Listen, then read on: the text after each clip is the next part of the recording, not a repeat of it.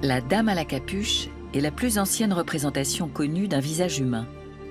Elle a été sculptée dans une défense de mammouth il y a environ 22 000 ans. On ignore si l'artiste était un homme ou une femme. Ce chef-d'œuvre du Paléolithique a été découvert en 1894 dans une grotte de Bras-en-Puy, dans les Landes.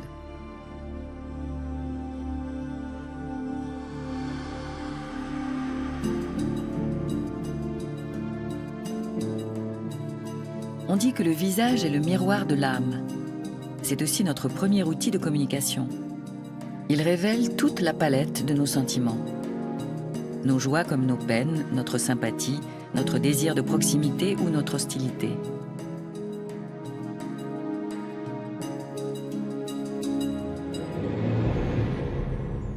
L'artiste allemande Lotte Laserstein a traversé le XXe siècle en consacrant 70 ans de sa vie à la peinture de portraits.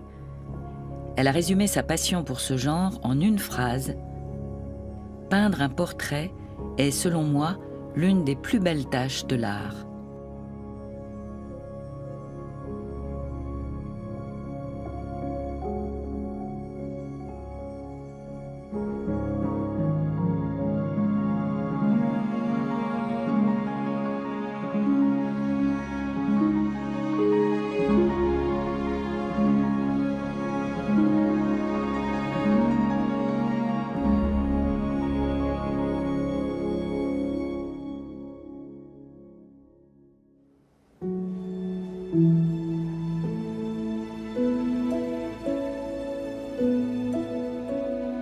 Le visage est comme un paysage. C'est un sujet inépuisable qui a inspiré d'innombrables artistes à travers les siècles.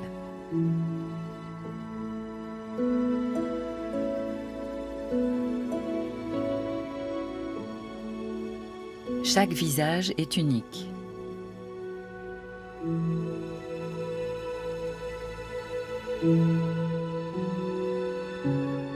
La Fondation Beyeler a consacré une exposition à l'art du portrait selon 9 femmes peintres ou photographes. Cette exposition s'inscrit dans un mouvement de redécouverte des femmes artistes qui sont trop longtemps restées dans l'ombre de leurs homologues masculins. L'Académie Julian, à Paris, est l'une des premières écoles d'art à s'ouvrir aux femmes vers 1870.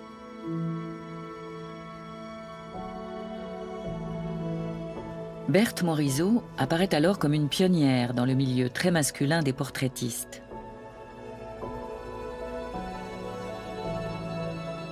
Cette œuvre intimiste est marquée par la lumière et les couleurs appliquées par touches légères. Si son esthétique choque, la démarche de Berthe Morisot et sa participation à la première exposition des peintres impressionnistes sera largement saluée. L'américaine Mary Cassatt vit à Paris à la même époque. Elle a été l'une des premières femmes admises à l'Académie des Beaux-Arts de Philadelphie, aux États-Unis. Elle aussi appartient au groupe des impressionnistes, qui fait alors scandale.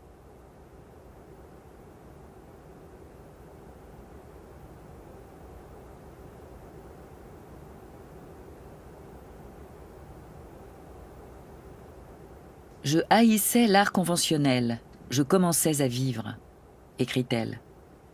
Cela ne l'empêche pas de peindre la splendeur de la grande bourgeoisie. 30 ans plus tard, à l'aube du XXe siècle, l'Allemande Paola Modersohn-Becker va développer un style singulier et devenir l'une des pionnières de l'expressionnisme allemand. Son art est si révolutionnaire qu'elle vendra seulement 3 toiles dans sa courte vie, sur les quelques 2200 qu'elle peindra. Et qu'en est-il des artistes contemporaines qui ont grandi à l'ère d'Internet et de la communication de masse ?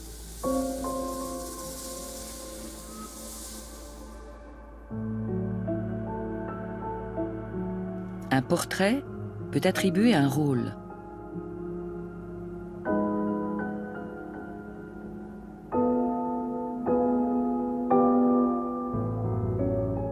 Refléter le caractère ou un état d'âme.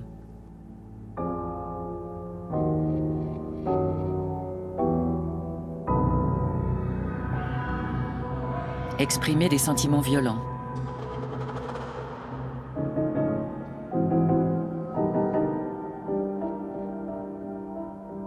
encore fixer le souvenir de la beauté et de l'amour.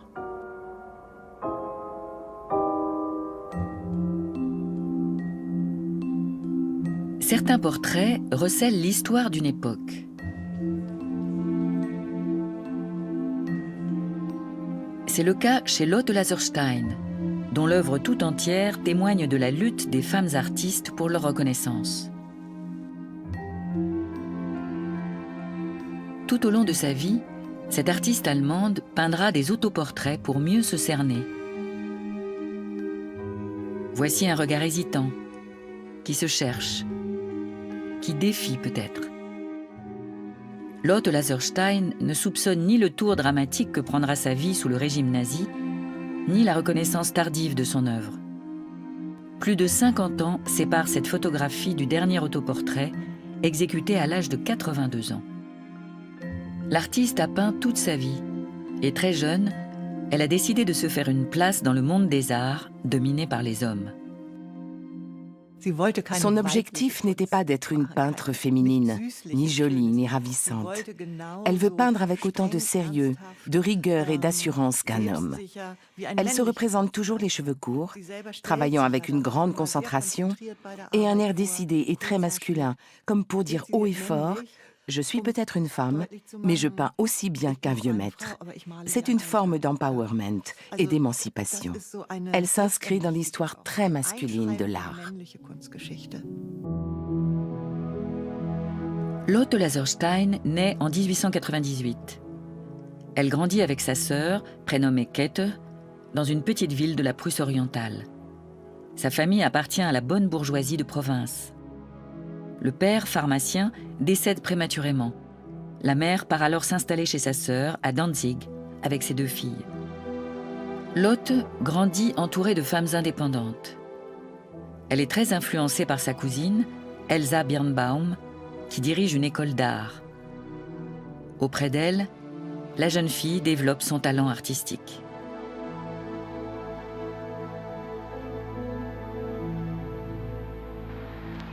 Sa famille emménage à Berlin en 1913. La jeune Lotte rêve déjà de devenir peintre.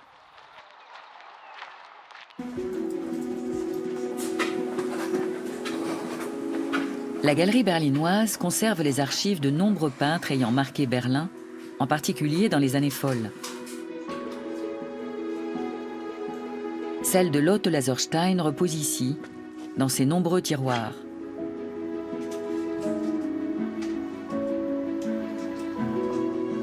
Avec, entre autres, ce précieux carnet de croquis de la jeune Lotte. On la voit s'essayer à un genre pour lequel elle nourrira une passion toute sa vie, le portrait, et sa variante, l'autoportrait.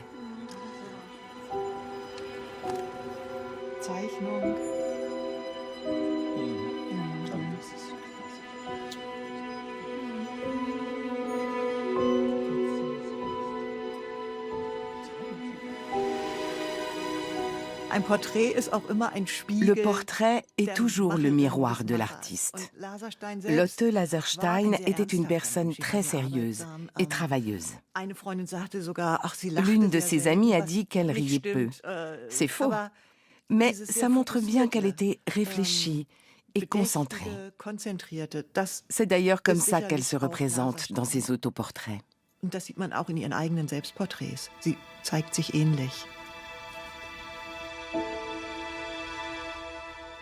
Incertitude?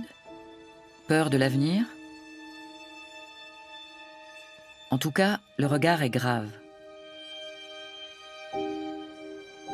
2 yeux grands ouverts sur le présent en pleine mutation, comme en témoigne la ville à l'arrière-plan.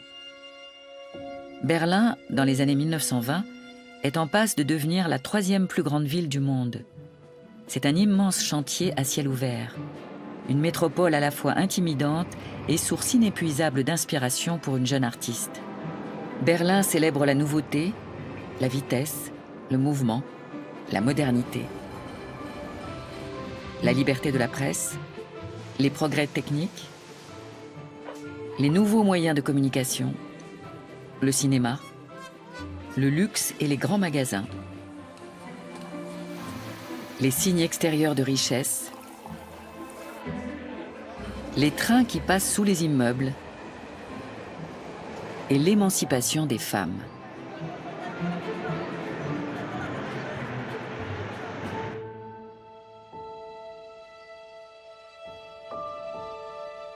Le Berlin des années folles va imprimer sa marque sur Lotte Laserstein.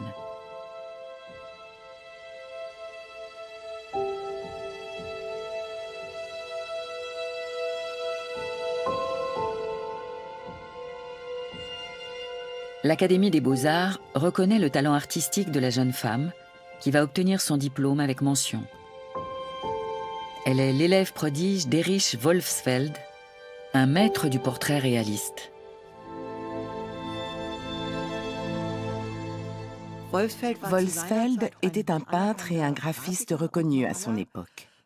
Son style était très ancré dans le réalisme du XIXe siècle. Ça a beaucoup impressionné Laserstein, cette observation très précise, ce refus d'embellir. C'était des qualités qu'elle avait envie de développer. Pour elle, c'était le meilleur de la peinture académique. Fraîchement diplômée, la jeune femme peut faire figurer avec une certaine fierté sa profession dans l'annuaire de 1928. Laserstein Lotte, peintre. Elle vit encore très modestement chez sa mère. Malheureusement, le nazisme va ruiner tous ses rêves d'avenir. La mère mourra en camp de concentration. Et sur les 11 Laserstein présents dans l'annuaire de Berlin en 1928, seul un aura survécu en 1944.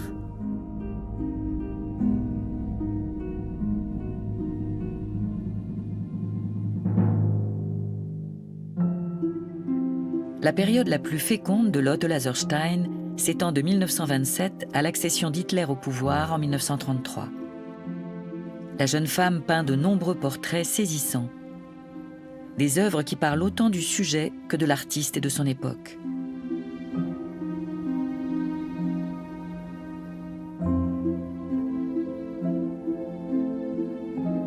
Voici La Nouvelle Femme, la femme émancipée et sportive des années 1930.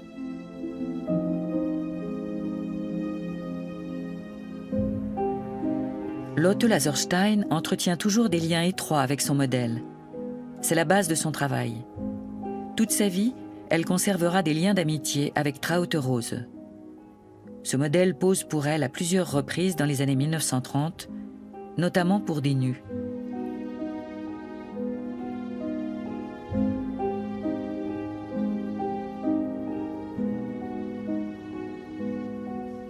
Un nu réaliste, objectif.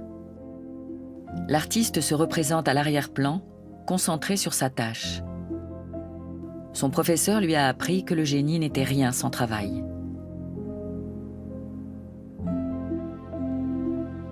Un portrait frontal, un visage à quelques centimètres seulement du spectateur, mais qui laisse transparaître une certaine distance.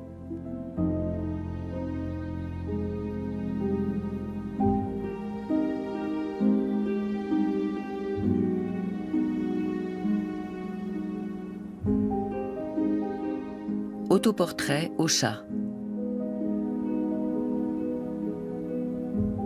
L'artiste inverse les rôles traditionnels homme-femme et porte sur elle-même un regard froid et scientifique.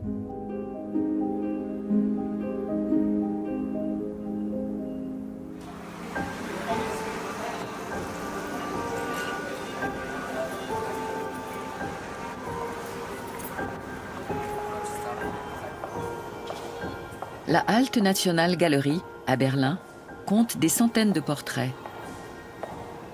Son directeur, Ralph Gleiss, nous conduit devant des œuvres célèbres qui ont toutes été exécutées par des hommes. Longtemps, les femmes ont été cantonnées dans un rôle de muse posant pour des artistes. Rarement on a reconnu et mis en valeur leur propre talent artistique.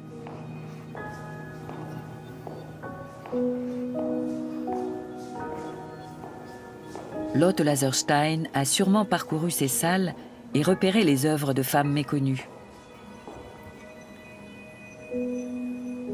Anna Dorothea Terbusch, par exemple, a peint cet autoportrait dans la seconde moitié du XVIIIe siècle.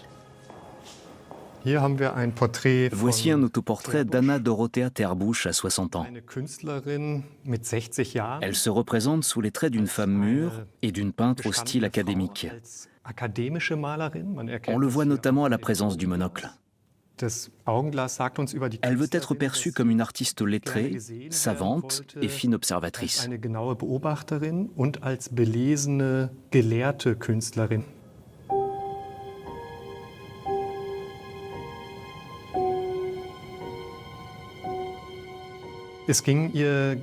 Elle ne s'intéresse pas à la féminité. Elle se représente dans le rôle d'un artiste peintre. En France, elle a été nommée peintre du roi. Et par la suite, elle signait ses œuvres avec ce titre, sans le féminiser. C'était une façon de se poser en égale des hommes et de signifier qu'elle avait réussi. Autre visage, autre conscience de soi. Sabine Lepsius exécute cet autoportrait un siècle plus tard, en 1885. C'est une jeune femme pleine d'assurance, comme l'atteste sa coiffure, et qui aime visiblement se représenter comme telle. Le mur qu'elle peint derrière elle paraît assez près. De plus, elle s'accorde une grande place, puisqu'il n'y a rien d'autre qu'elle dans l'espace. Sabine Lepsius a rédigé une pétition avec deux autres femmes artistes, Dora Hitz et Käthe Kollwitz, pour réclamer l'ouverture de l'Académie des Beaux-Arts aux femmes. Elle a également été une cofondatrice très active du mouvement La Sécession de Berlin.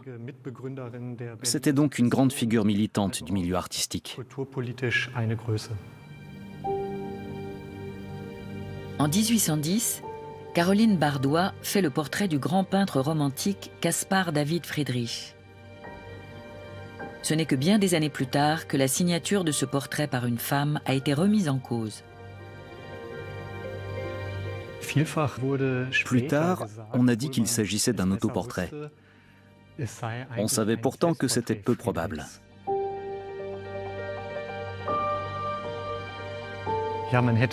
Mais on n'imaginait pas qu'une artiste femme ait pu peindre un portrait si remarquable au début du XIXe siècle.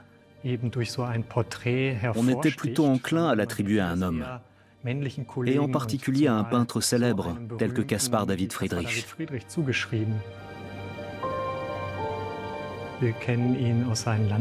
Friedrich est connu pour ses paysages et ses œuvres ambiguës, comme Le moine au bord de la mer. Mais ce n'était pas un bon portraitiste. C'était surtout un grand paysagiste.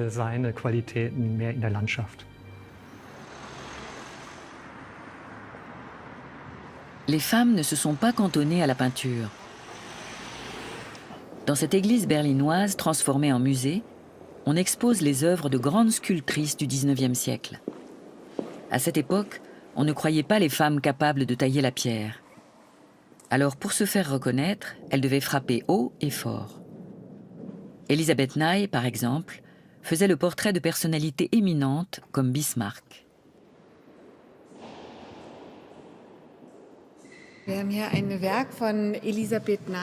C'est une œuvre d'Elisabeth Ney.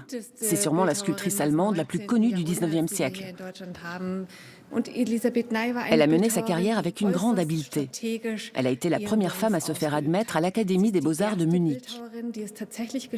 Elle a pu s'inscrire officiellement au cours de sculpture de Wiedemann. C'était comme ça qu'on était consacré artiste académique. Cette reconnaissance était indispensable, mais elle était difficile à obtenir dans la seconde moitié du XIXe siècle. L'Académie des Beaux-Arts érigeait beaucoup de barrières et se fermait complètement aux femmes.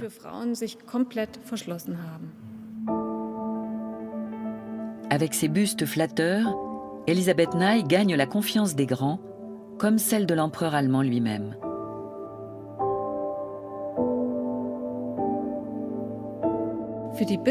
Les sculptrices ne voulaient surtout pas accréditer l'idée que les femmes étaient trop faibles, que le prétendu sexe faible ne pouvait pas travailler le marbre, le bronze ou d'autres matériaux de ce genre. Donc elles tenaient toutes à travailler de leurs propres mains et à réaliser elles-mêmes la totalité de leurs œuvres. C'est comme ça que procédait Elisabeth Ney. La fin du XIXe siècle est une époque paradoxale dans l'histoire de l'art qui oscille entre tradition et rupture.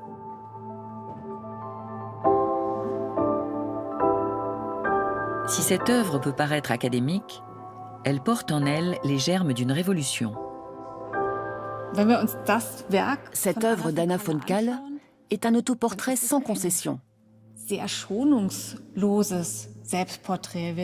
On voit les cernes, un visage un peu bouffi, un double menton.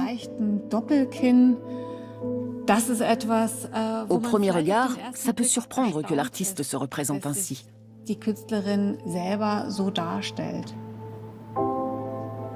Une manière d'affirmer avec assurance « Regardez-moi et voyez mon talent ».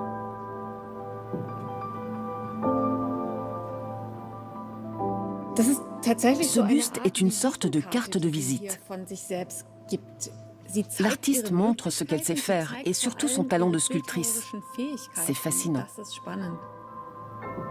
La sculptrice fait la preuve de son talent et de sa technique à une époque où l'on pense que les femmes ont des capacités réduites du fait de leur constitution.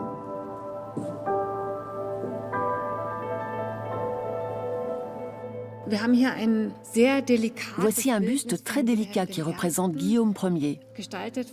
Il est dû à Angelika Facius, une sculptrice qui fréquentait l'entourage de Goethe à Weimar. C'est un plâtre d'une grande beauté, avec une profusion de détails et un tout petit format. Tout à fait conforme à l'image qu'on se faisait de l'art féminin. Les critiques d'art de la fin du XIXe siècle, surtout, imaginaient plutôt les femmes réalisant de petits formats dans des matériaux se prêtant au modelage, comme la terre, ou au moulage, comme le plâtre. Mais les grandes statues en marbre, c'était autre chose. Les femmes ont dû lutter pour s'imposer dans ce domaine.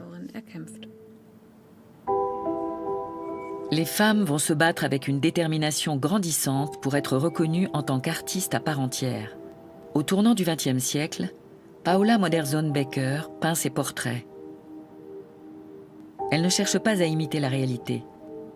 Elle préfère montrer le déracinement existentiel et le désarroi de l'homme et de la femme moderne. Et elle ne craint pas le scandale.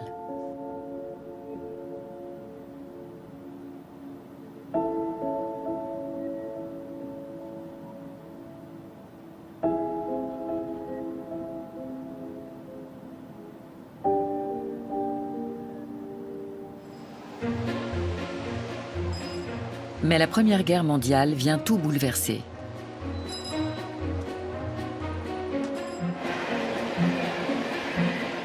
L'après-guerre est une époque de renouveau. Dès 1920, Berlin est en passe de devenir la 3e plus grande ville du monde. Les Allemandes obtiennent le droit de vote dès 1918. Les Françaises, elles, devront attendre la fin de la Seconde Guerre mondiale. Dans l'art aussi, les anciennes certitudes tombent.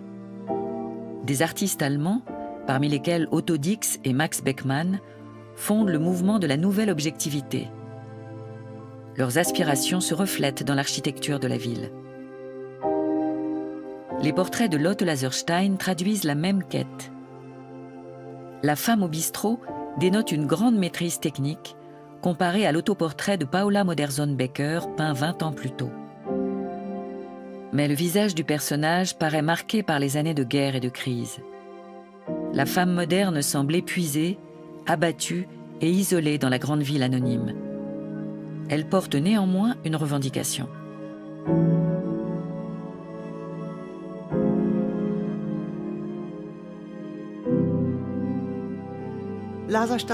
Lotte Laserstein ne fait pas partie de ces artistes qui sont en réaction à la situation politique de l'époque. Elle n'y songe pas un instant. Néanmoins, je considère qu'elle a une pensée politique, car la vision de la femme qu'elle ne cesse de formuler et même de promouvoir dans ses tableaux est extrêmement moderne. Son message, c'est l'indépendance de la femme.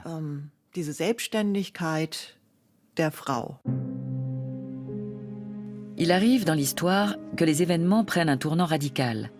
C'est le cas en Allemagne en 1933, avec l'arrivée de Hitler au pouvoir.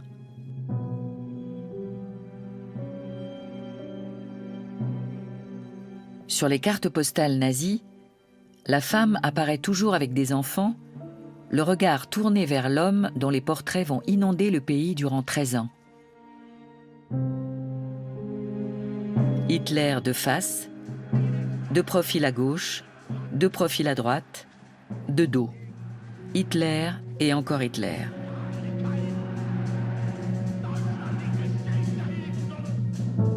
Le Führer et la puissance du portrait. L'appareil de propagande nazi découvre la valeur politique du portrait qui devient le support idéal de ses messages. Les visages représentés incarnent la prétendue pureté raciale, la beauté, la vigueur, la détermination, la supériorité.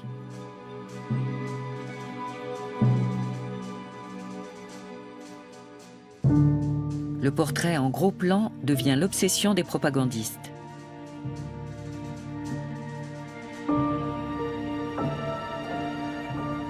Pendant ce temps, Lotte Laserstein continue de peindre. Cet autoportrait date de 1935. Il trahit l'inquiétude de l'artiste envers l'avenir. La toile devient son bouclier et le désespoir est assis à sa table.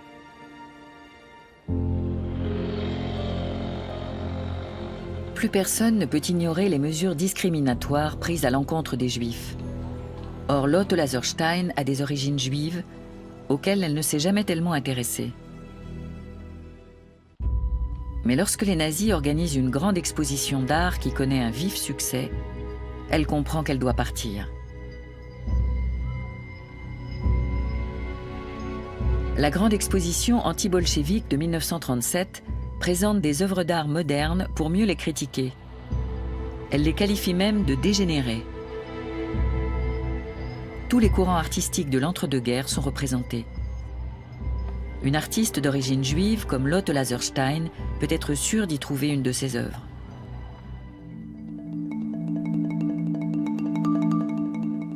L'insécurité politique et la précarité de l'existence sont également des thèmes chers à l'artiste mexicaine Frida Kahlo.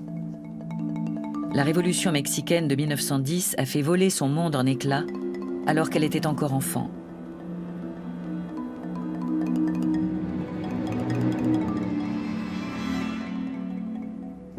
Frida Kahlo trouve son salut dans la beauté.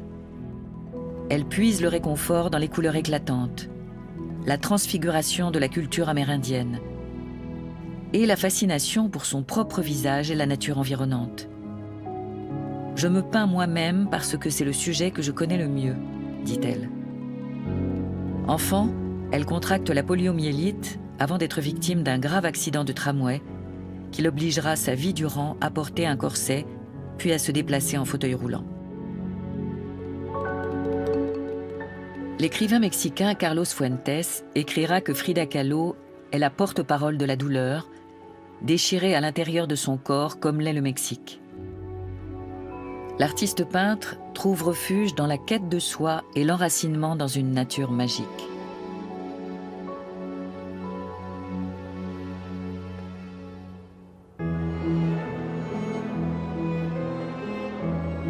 En Allemagne, Lotte Laserstein est devenue indésirable.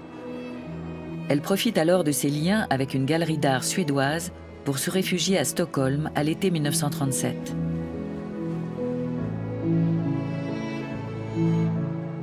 La lumière estivale qui inonde la capitale suédoise semble chasser les ténèbres qui s'abattent sur l'Europe. Stockholm est une ville paisible où il fait bon vivre, mais certainement pas une ville d'art.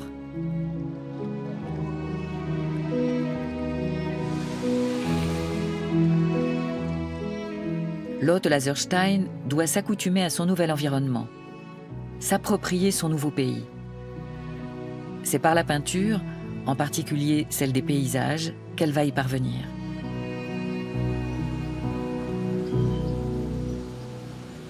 Biologiste de formation, l'écrivain suédois Fredrik Sjöberg a retracé la vie de Lotte Laserstein dans une enquête romanesque.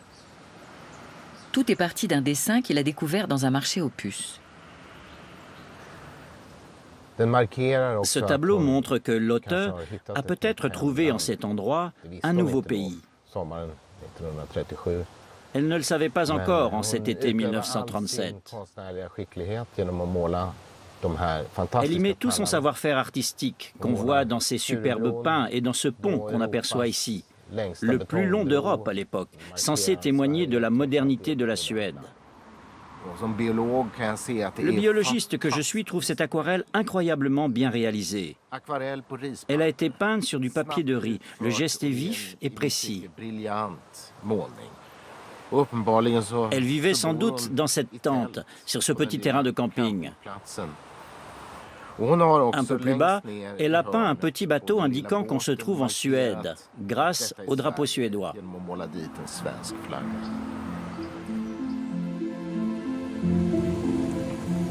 Drottninggatan, la rue de la Reine, est une grande artère marchande de Stockholm.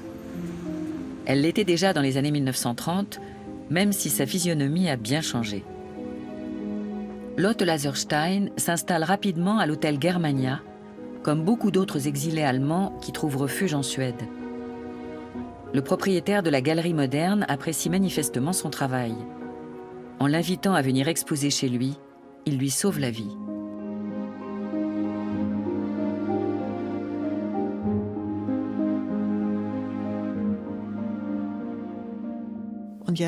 Et là, il faut bien faire attention à la date. L'exposition a eu lieu du 27 décembre au 4 janvier, donc pendant les congés de fin d'année. La galerie fermait habituellement à cette période. Autrement dit, ils ont organisé cette exposition juste pour permettre à Lotte Laserstein de quitter l'Allemagne et de se mettre à l'abri avec ses œuvres. La communauté juive met à disposition de l'artiste un petit logement. L'immeuble flambant neuf est flanqué de 2 bâtisses plus anciennes. Son architecture sobre et moderne rappelle un peu le Berlin des années 20.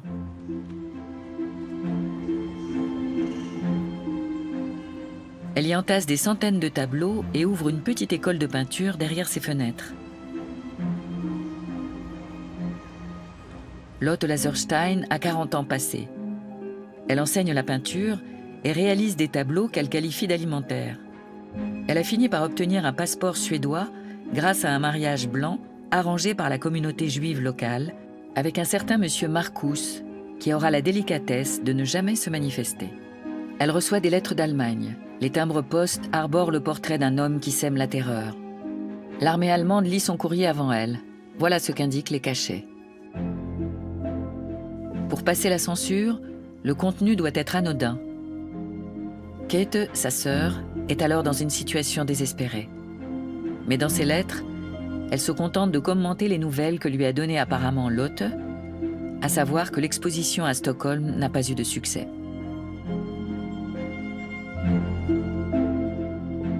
Tes tableaux sont-ils finalement si classiques que les visiteurs ont cru être dans un musée où les œuvres ne sont pas à vendre ? Ou alors, c'est parce que ces braves petits provinciaux n'y connaissent rien. C'est sur ce ton léger que Käthe tente de réconforter sa sœur. Les critiques d'art sont assez réservés quant aux tableaux de Laserstein. Ils les trouvent trop sérieux, trop sombres, trop teutons, trop terriens. Bref, tout ce qu'on reproche à ce moment-là à l'art allemand. Voilà la teneur générale des critiques. Lotte Laserstein a beaucoup de mal à trouver sa place ou à identifier une problématique qu'elle pourrait interroger dans son œuvre. Lotte Laserstein rédige son manifeste à cette époque. Le document est conservé dans les archives de la galerie berlinoise. Peindre un portrait, est selon moi l'une des plus belles tâches de l'art. Mais c'est aussi l'une des plus ingrates de nos jours, à l'époque du subjectivisme. Elle précise sa pensée dans une note. On n'est jamais satisfait du portrait d'une personne qu'on connaît. L'artiste n'est pas censé représenter son modèle comme il le voit, mais comme chacun le verrait. Voilà la tâche impossible qu'on attend de lui. On ne s'étonnera donc pas qu'il devienne obstiné, têtu et indifférent.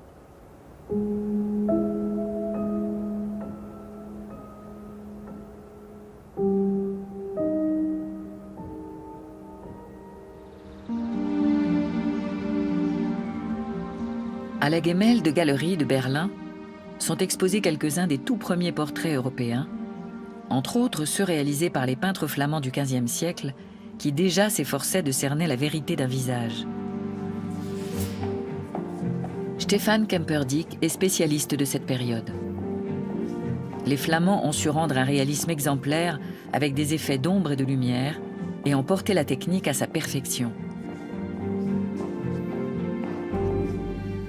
Avant eux, les peintres du Moyen Âge représentaient leurs personnages de manière stylisée. En se démarquant de cette approche, Jan van Eyck accomplit un véritable tournant dans l'histoire de l'art. Ce qui est révolutionnaire chez Jan van Eyck, c'est l'observation précise et minutieuse de la réalité, des formes et surtout, c'est fondamental, des jeux de lumière. Dans ce portrait de Baudouin de Lannoy, la lumière vient de face et tombe sur les reliefs du visage. On le voit très bien sur la joue qui est tournée vers nous. Elle est éclairée par une lumière rasante qui met en relief une petite verrue. Jan van Eyck restitue l'effet de la lumière sur le visage ainsi que les détails. C'est ça la nouveauté. Personne n'a encore jamais fait ça. C'est ce que feront plus ou moins tous les portraitistes dans les siècles suivants.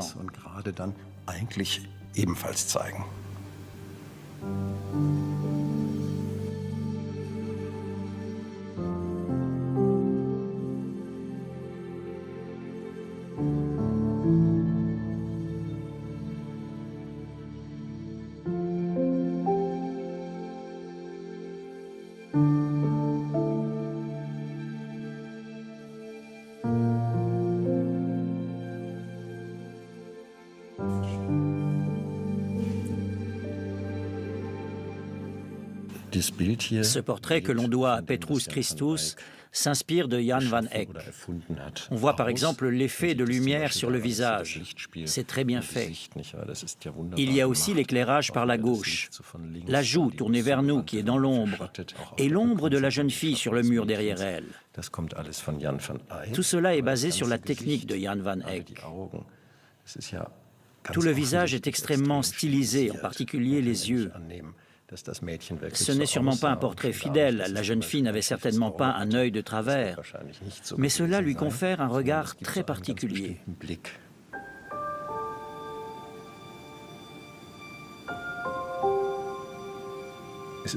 Cette stylisation très marquée est une invention de Petrus Christus, qu'il applique à ce tableau.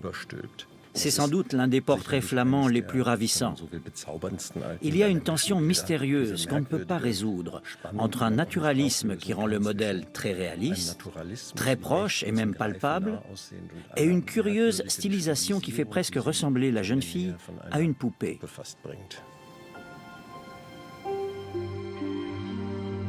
Le pinceau doit-il suivre l'intuition de l'artiste ou les indications du sujet qui souhaite peut-être un portrait idéalisé? Dans L'homme au turban rouge de Jan van Eyck, le couvre-chef mis en scène par le peintre était sans doute moins imposant dans la réalité.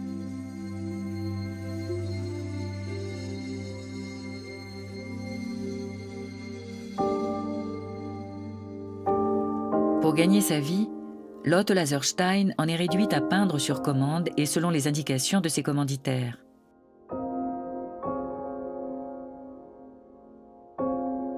Pour laisser libre cours à son originalité, elle utilise l'autoportrait.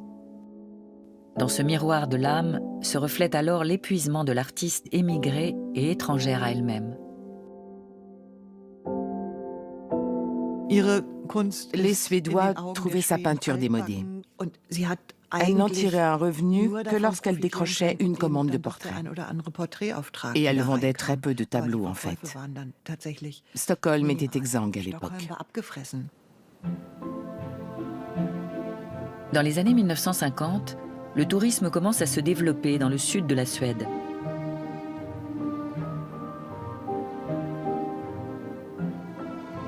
Lotte Laserstein s'y rend pour exécuter une commande particulièrement bien payée. C'est ainsi qu'elle découvre Kalmar, une petite ville de 40 000 habitants.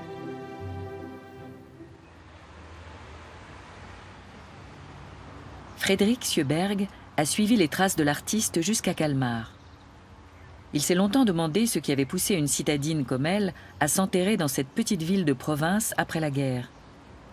Pour elle, Stockholm était probablement devenu le symbole des années de guerre, d'exil et d'angoisse.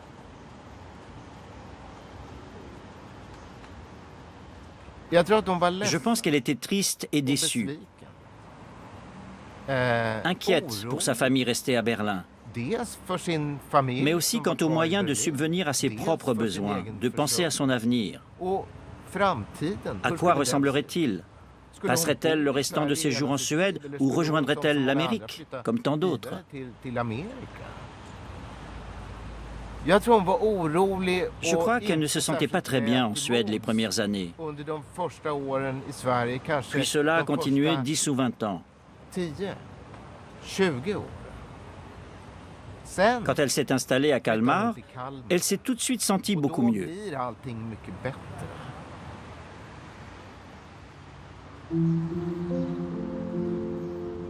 La charmante petite ville, avec son centre-ville baroque, représente un nouveau départ pour Lotte Laserstein. Si l'art abstrait s'impose dans toutes les grandes villes européennes, il y a encore de la place pour des peintres figuratifs possédant une grande maîtrise technique.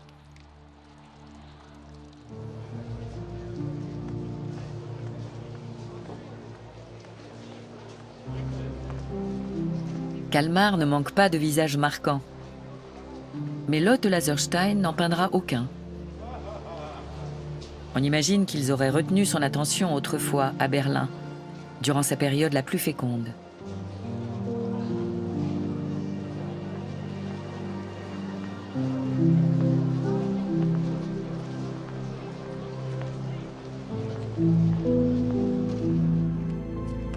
Elle peint surtout des portraits d'enfants.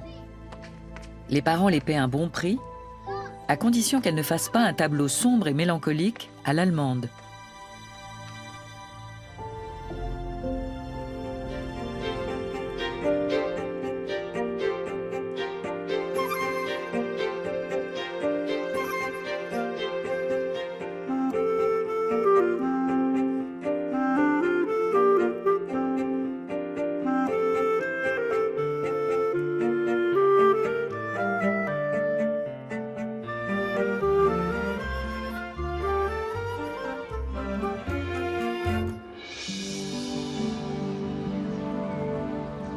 Kalmar est l'une des villes les plus anciennes de Suède. Elle a repoussé toutes les attaques du Danemark au début du XVIIe siècle.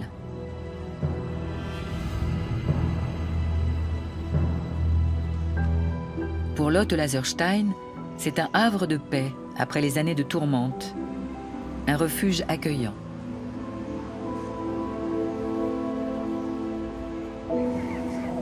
La peintre restera fidèle au mouvement de la nouvelle objectivité. C'est là, dans l'une des rares constructions nouvelles de la ville, qu'elle choisit de poser son chevalet avec tous ses tableaux.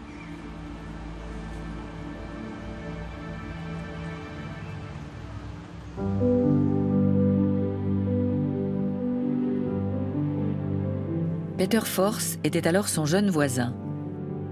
Grâce à elle, il est devenu un grand amateur d'art, comme en témoigne son appartement aujourd'hui. Il possède de nombreux tableaux de Lotte Laserstein. Une huile remisée dans un coin nous parle de l'artiste. On peut la voir comme un portrait de la nature. Ce sont deux feuilles de papier collées ensemble, parce que Lotte n'avait pas de feuilles suffisamment grandes. À Berlin, les dernières années, elle avait été obligée de pratiquer la peinture à l'huile sur papier, parce qu'elle n'avait plus le droit d'acheter des toiles. Mais comme elle affectionnait particulièrement cette technique, elle continuait de peindre sur papier.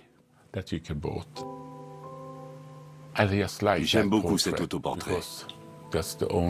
C'est le seul où elle s'est fait belle. Sinon, elle disait toujours qu'elle avait un grand nez et une lèvre supérieure trop charnue. Là, je la trouve très belle. Elle a 52 ans.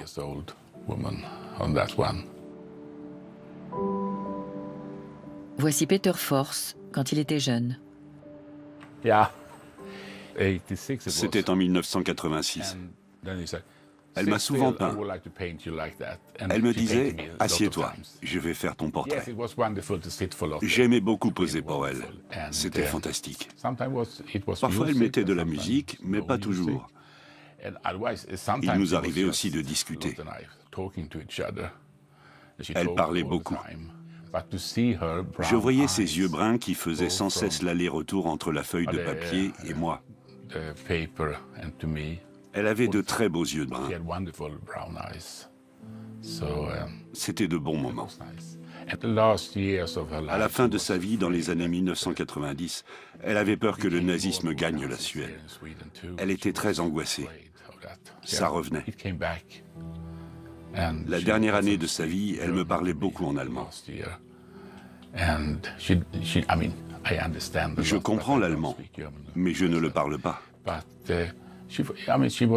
Elle était un peu dans son monde. Son monde, Lotte Laserstein l'a peint avant-guerre dans un tableau qui est devenu l'une des œuvres emblématiques de la Neue Nationalgalerie à Berlin. Cette œuvre majeure date de 1930 et s'intitule « Le soir sur Potsdam ».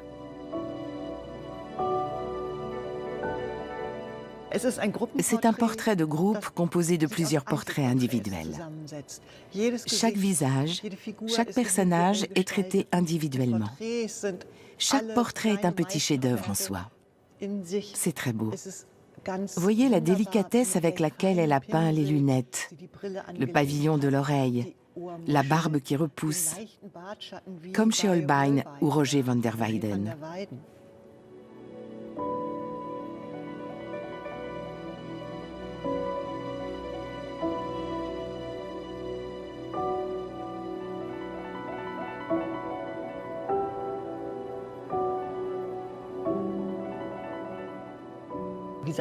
Ses compagnons attablés évoquent la scène de Léonard de Vinci. On retrouve le même format de tableau et le pain qui est rompu. Le personnage central, la figure christique, est incarné ici par une femme. C'est typique de Lotte Laserstein.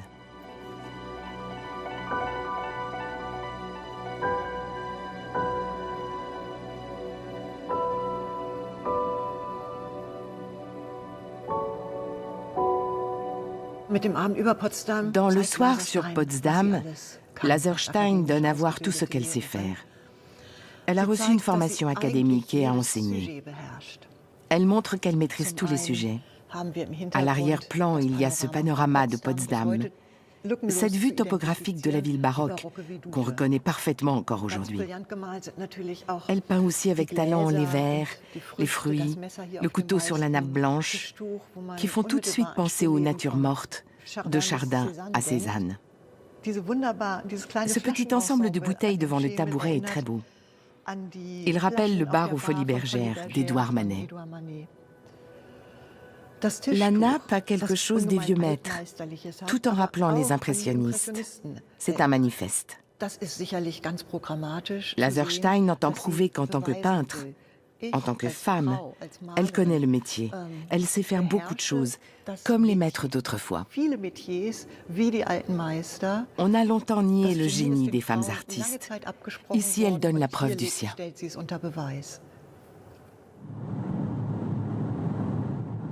Lotte Laserstein a parcouru un long chemin entre ses débuts prometteurs à Berlin et sa retraite dans une petite ville de Suède.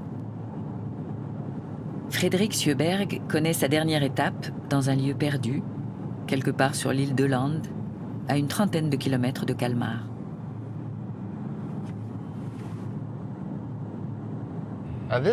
C'est un paysage typique, plat, sec, venteux, avec une vie passionnante pour un biologiste. Difficile de trouver un endroit plus reculé. Lotte Laserstein a acheté une cabane entre la forêt et la steppe pour passer l'été à peindre, notamment des autoportraits. «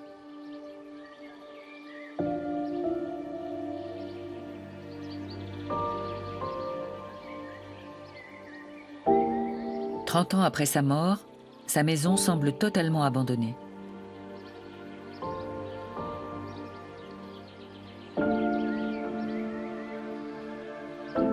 Dans l'art comme dans sa vie privée, l'artiste a instauré une distance, toujours dans un souci d'objectivité.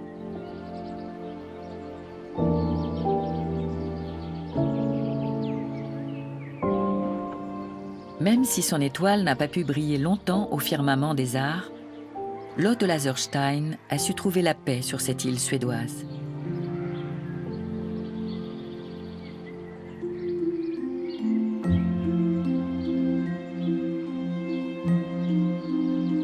Fredrik Sjöberg se rend parfois au cimetière où elle est enterrée, à quelques kilomètres de sa cabane.